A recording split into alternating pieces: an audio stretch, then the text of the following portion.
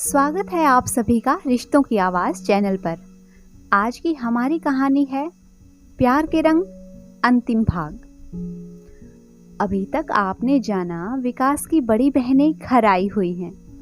ये जानकर श्याम अंकल उनके घर आते हैं और शाम को बर्थडे पार्टी में अपने घर आने का निमंत्रण देते हैं।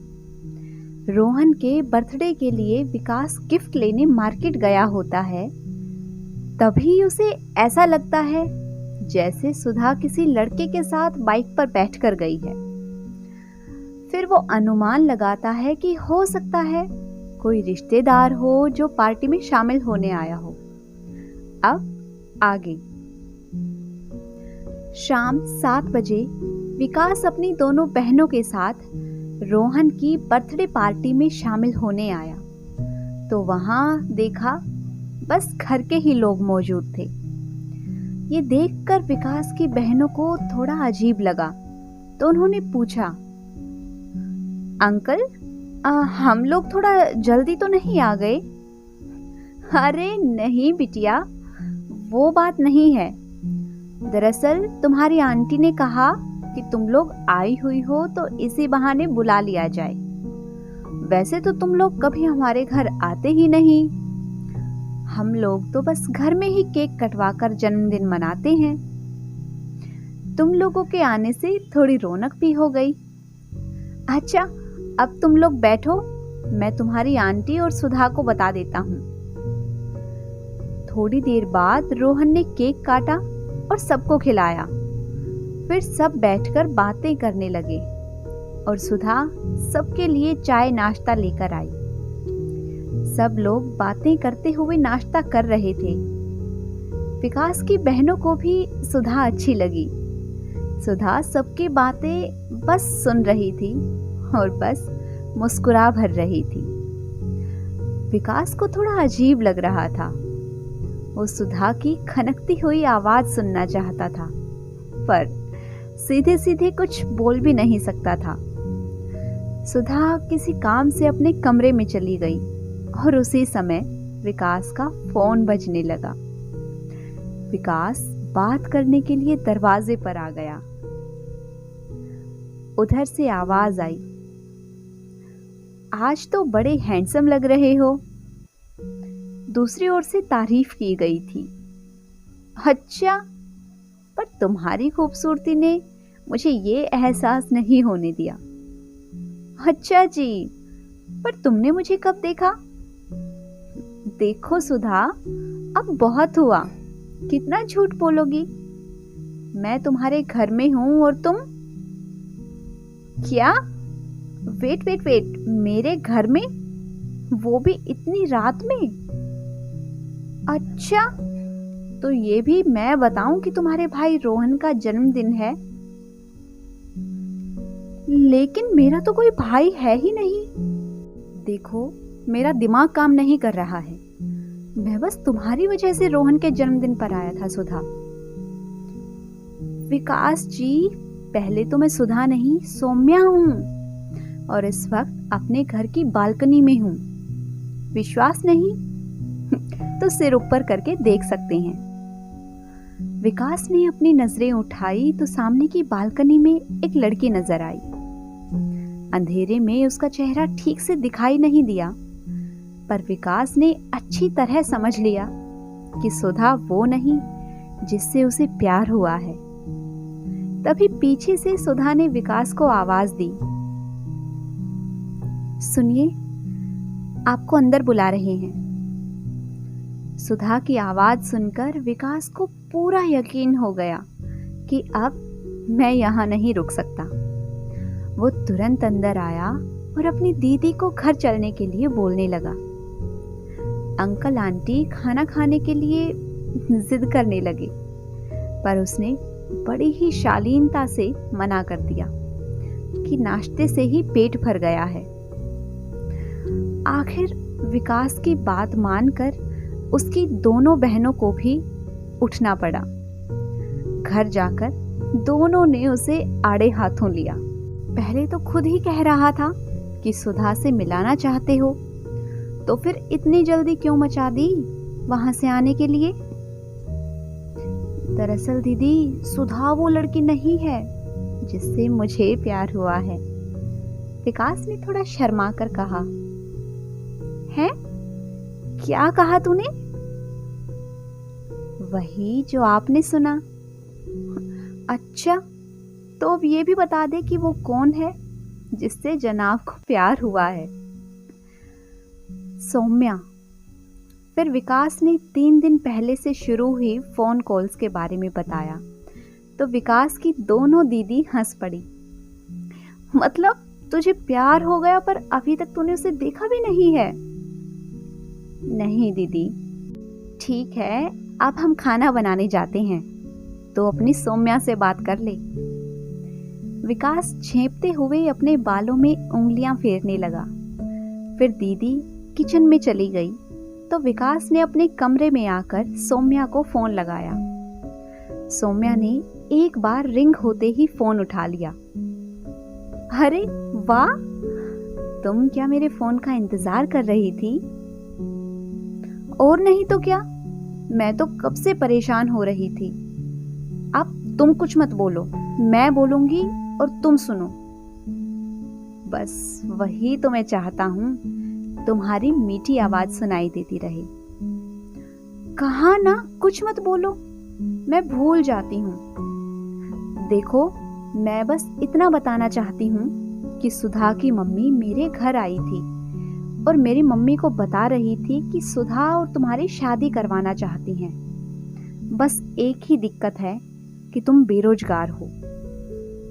फिर जिस दिन तुम्हारी नौकरी लगी, तुमने किसी एक को बताया और फिर पूरे मोहल्ले को खबर हो गई और साथ में मुझे भी। तो इसीलिए मैंने तुम्हें फोन किया कि तुम पर मुसीबत आने वाली है। इसका मतलब तुम मुझसे प्यार करती हो। अरे नहीं, इसमें मेरा प्यार कहां से आ गया? क्यों, तुम मुझसे प्यार नहीं करती? बिल्कुल नहीं। तो फिर मेरी शादी सुधा से होने में तुम्हें क्या तकलीफ है? वही तो, मुझे क्या दिक्कत होनी है? दिक्कत तो सुधा को है। वो एक लड़के से प्यार करती है जो उसके साथ ही कॉलेज में पढ़ता है। अच्छा, अब जो मुझे बताना था मैंने बता दिया। अब मैं फोन रखती हूँ। इतना कहकर सौम्या ने फोन कट कर दिया। विकास को कुछ समझ नहीं आ रहा था कि वो क्यों इतना बेचैन हो रहा है। वो सोचने लगा, सौम्या ने कब कहा कि वो मुझसे प्यार करती है? फिर सौम्या को कभी देखा भी नहीं, पता नहीं कैसी दिखती है। पर मन है कि बस सौम्या का साथ चाहता है। विकास ने ठीक से खाना भी नहीं खाया और जल्दी ही वो सोने के लिए अपने कमरे में आ गया। उसने बच्चों को भी सिर दर्द है कहकर दीदी के पास भेज दिया। पता नहीं कब विकास को नींद आ गई, पर सवेरे 6 बजे ही उसकी नींद खुल गई और वो सीधे बालकनी में आ गया। उसने बड़ी आस लिए सामने की बालकनी को देखा, पर वहां कोई नहीं था। शायद भगवान को उस पर तरस आ गया। एक लड़की नाइट सूट पहने हाथ में टूथब्रश लिए चली आ रही थी। बगैर किसी मेकअप के भी वो बहुत प्यारी लग रही थी। उसे देखते ही विकास जल्दी से बालकनी से हट गया और चुपके से उसे देखने लगा। कुछ देर बाद जब वो अंदर गई तो विकास ने उसे फोन किया। हेलो हेलो विकास जी, क्या बात है इतनी सुबह सुबह? हाँ, बस एक बात बताने के लिए फोन किया था। अच्छा, वो क्या? मेरी शादी फिक्स हो गई है। किससे? मैंने बताया था ना कि सुधा किसी और से प्यार करती है। हाँ, तो मैंने कब कहा कि वो सुधा है? तो फिर? है एक लड़की बड़ी प्यारी सी। वाह, बड़े फास्ट हो, इतनी जल्दी दूसरी ढूंढ ली। कौन है? तुम्हें इससे क्या? और सुनो, 15 दिन बाद सगाई हो रही है हमारी। तुम्हें मेरी बहुत फिक्र होती है, इसीलिए सोचा तुम्हें बता दूं।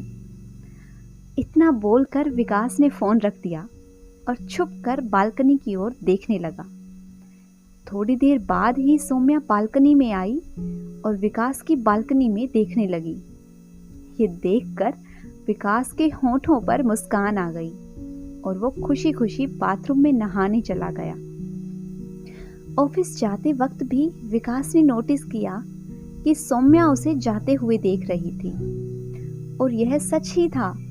सौम्या ने जब से सुना कि विकास की सगाई होने वाली है, उसका मन बेचैन हो गया था। वो समझ नहीं पा रही थी कि क्यों। शाम में उसकी सहेली घर आई तो सौम्या को उदास दिखा। उसने पूछा, क्या बात है, तू इतनी उदास क्यों है? पता है राशि, विकास की शादी फिक्स हो गई। हाँ तो? पता नहीं, मैं तो बस इतना चाहती थी कि शादी में इतनी जल्दबाजी नहीं करनी चाहिए। अच्छा, तू तो जैसे बहुत बड़ी हो गई है जो ऐसी बातें कर रही है। सच बता, तुझे विकास अच्छा लगता है ना?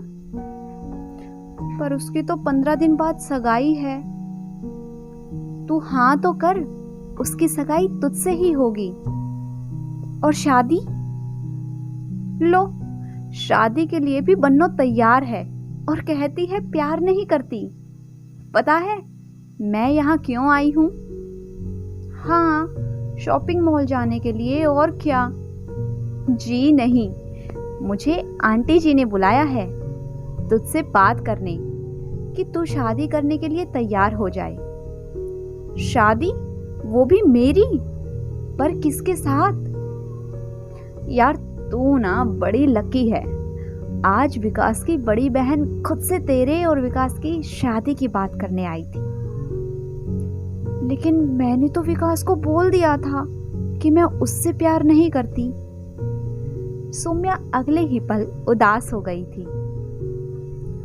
विकास को पता है तू एक नंबर की झल्ली है, इसीलिए तो उसने तेरे ना करने के बाद भी रिश्ता भेजा। पापा मम्मी को विकास के साथ मेरी शादी मंजूर है। मेरा मतलब वो हमारे घर के सामने रहता है। अरे मेरी जान, इसीलिए तो उन्हें ये रिश्ता मंजूर है। उनकी इकलौती बेटी उनसे दूर नहीं होगी शादी के बाद भी। उसी दिन शाम में, हेलो सौम्या, प्लीज एक बार बालकनी में आओ ना। वो क्यों? मुझे तुम्हें देखना है। पर कुछ नहीं, बस आ जाओ। ओके। थोड़ी देर बाद विकास और सौम्या अपनी अपनी बालकनी में थे। आज विकास प्यार से सौम्या को देख रहा था और सौम्या की नजरें शर्म से झुकी हुई थी। विकास ने फोन पर मैसेज किया, तुम मुझे बोलती हुई ज्यादा अच्छी लगती हो। सौम्या ने अपनी नजरें उठाई और विकास को अपनी ओर प्यार से देखते हुए पाया तो उसके चेहरे पर भी प्यार के रंग बिखर गए थे। दोस्तों, अगर आप सभी को आज की हमारी ये कहानी पसंद आई है तो वीडियो को लाइक कीजिए, शेयर कीजिए। साथ ही अगर आपने अभी तक मेरे चैनल को सब्सक्राइब नहीं किया है तो जल्दी से चैनल को सब्सक्राइब कर लें। Thanks for watching.